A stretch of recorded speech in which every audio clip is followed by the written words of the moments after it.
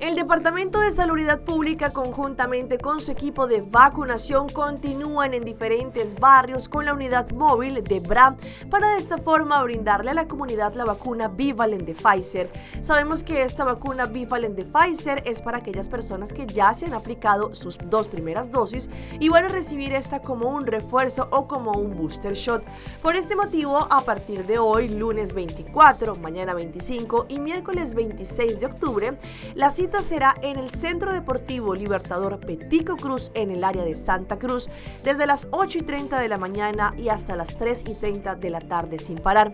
Ya para la próxima semana van a estar en la última semana, que estarán en San Nicolás en Estadio Joe Lavez el 31 de octubre, el 1 y el 2 de noviembre con el mismo horario. Para que los ciudadanos puedan recibir su vacuna Bivalent, deberán presentar su carnet del Asset Bay o también su Asset Bay digital o su Aruba Health App o cualquier forma de identificación para que de esta forma puedan demostrar que ya se aplicaron sus 2 vacunas.